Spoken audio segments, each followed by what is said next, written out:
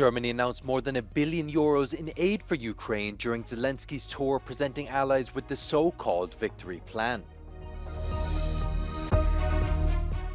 Several peacekeepers are injured after Israel struck the UN peacekeeping headquarters in Lebanon. Extensive further military aid to Ukraine was announced by the German Chancellor during a visit by Ukrainian President Zelensky. Zelensky had previously visited London, Paris and Rome on a tour of Europe to present allies with the so-called victory plan for a just peace. Bis zum Jahresende werden wir außerdem mit Unterstützung unserer Partner Belgien und Dänemark und Norwegen ein weiteres militärisches Unterstützungspaket im Wert von rund 1,4 Milliarden an die Ukraine liefern. Auch im nächsten Jahr werden wir unsere militärische Unterstützung der Ukraine kraftvoll fortsetzen.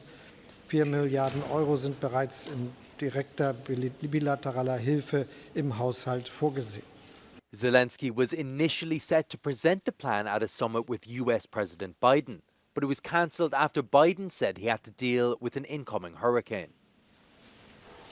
Zelensky also stopped by the Vatican for a meeting with Pope Francis. The two reportedly discussed the state of the war, the humanitarian situation in Ukraine, and how the conflict could be brought to an end. Pope Francis has repeatedly and strongly called for an end to the war, focusing on prisoner exchanges and on reaching a diplomatic solution to the conflict. Russia's President Vladimir Putin has highlighted the importance of relations between Moscow and Tehran. Speaking at an international forum in Turkmenistan, Putin said both Russia and Iran often share similar perspectives on global events. According to the Kremlin, both leaders agreed to strengthen bilateral ties in all areas. It was the first in-person meeting between Putin and Iranian President Masoud Pezeshkian.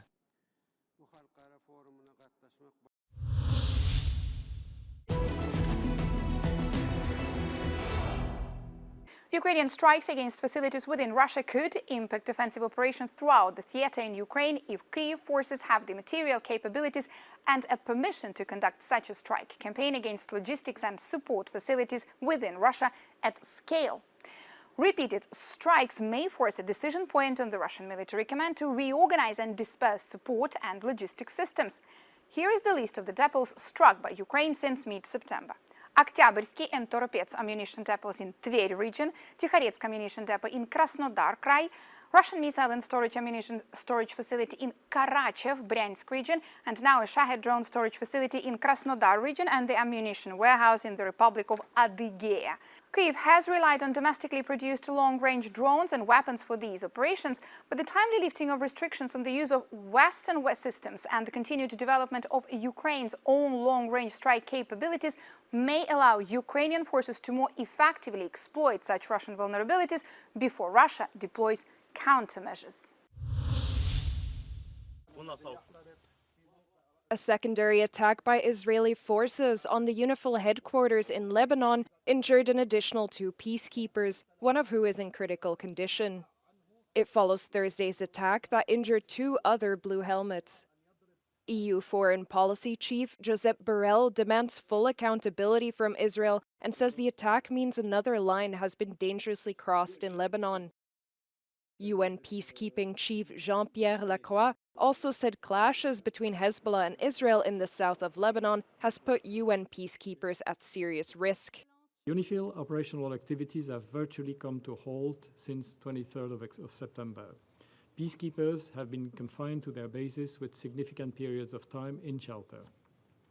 This severe impediment to the mission's freedom of movement within the area of operation has limited the mission's monitoring and reporting ability.